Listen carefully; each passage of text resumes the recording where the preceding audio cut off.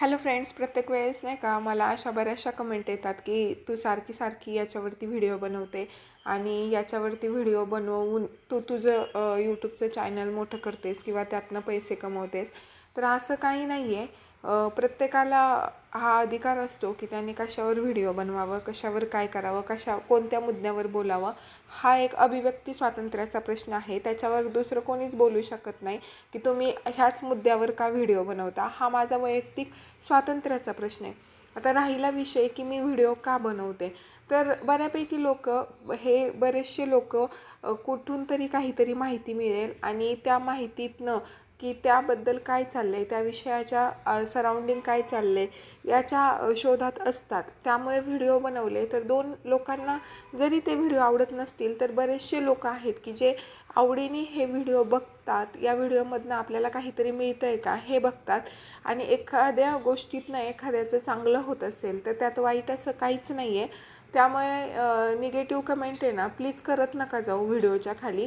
आता आजचा व्हिडिओचा सारांश असा आहे की जी मालमत्ता आहे, जी सिस्पे इन्फानाईटचा जो घोटाळा झाला होता त्याच्यामध्ये जी फ्रीज केलेली मालमत्ता आहे, जी क्राईम ब्रांचकडे आहे, तर ती मालमत्ता विकून लोकांचे पैसे, गुंतवणूकदारांचे पैसे हे सरकार देणार आहे, हे ठरलेलं आहे. आता याच्यामध्ये विषय असा झाला आहे की 266 कोटींची मालमत्ता आहे, परंतु 14 ते 15 कोटींचा फक्त क्लेम हा लोकांनी केलेला आहे.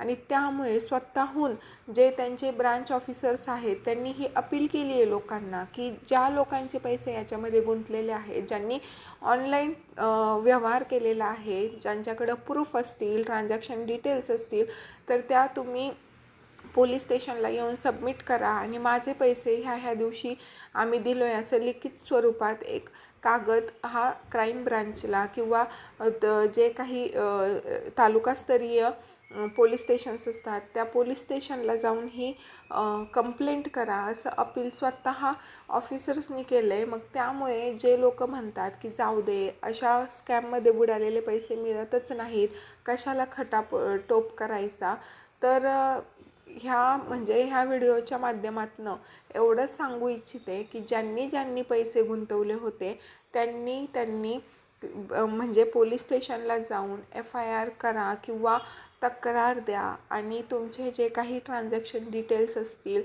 तर ते तुम्ही त्यात द्या.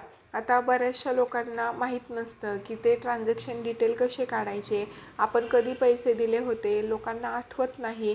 कारण याच्यामध्ये श्रीगोंदा तालुका झालं, सुपा, ह्या अशा तालुकास्तरीय गावातल्या शेतकऱ्यांचे सुद्धा भरपूर पैसे आहेत. त्यांना हे बँकेच्या गोष्टी जास्त जमत नाही. तर ट्रान्झॅक्शन डिटेल काढणं फार सोपं असतं. तुम्ही ज्या बँकेच्या खात्यातनं पैसे पाठवलेले आहेत, आता हे पैसे फक्त RBL बँक होती, त्या बँकेच्या खात्यावरती सगळ्यांना पैसे पाठवलेले आहेत. ते एक फोटो पाठवायचे, त्या फोटोमध्ये त्या RBL बँकेचं डिटेल, पत्ता हे सगळं असायचं, IFC कोड वगैरे.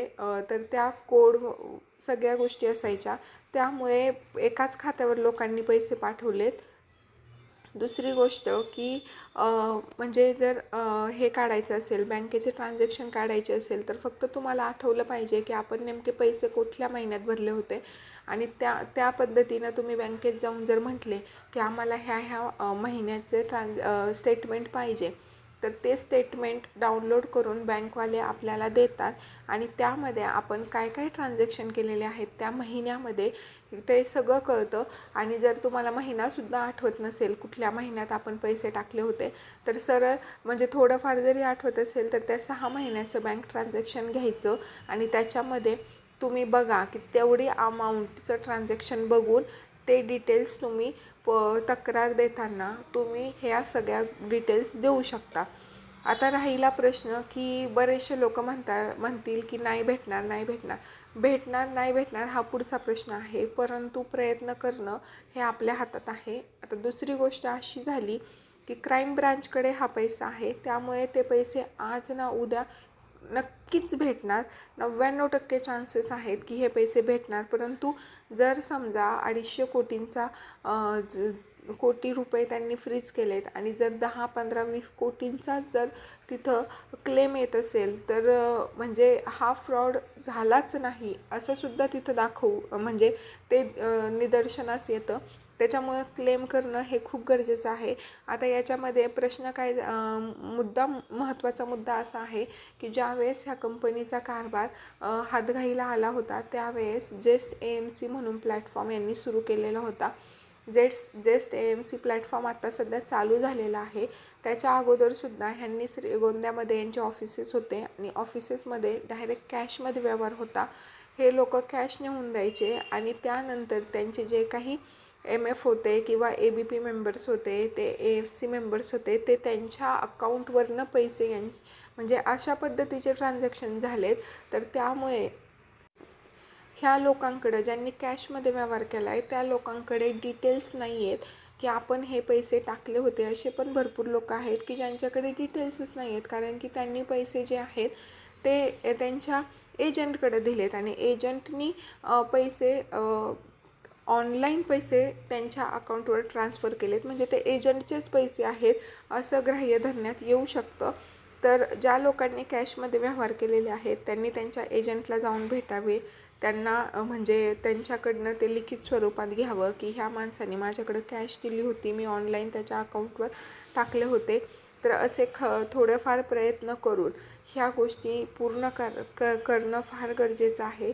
कारण की क्राईम ब्रांचकडे पैसे आहेत त्यामुळे पैसे हे भेटण्याचे चान्सेस जास्त आहेत. आणि पुढे जाऊन असं नको व्हायला की त्यावेळेस माहीत होतं, अपील आली होती की तुम्ही क्लेम करा, परंतु आपण क्लेम केला नाही.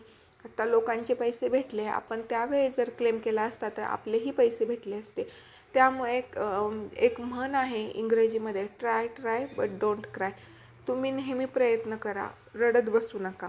तर असंच या ठिकाणी सुद्धा आहे की एवढं सगळं झालं, आंदोलनं केली, हे झालं ते झालं, परंतु आता ॲक्च्युअल प्रोसेस करायची वेळ आलेली आहे. तर नक्कीच प्रोसेस करा.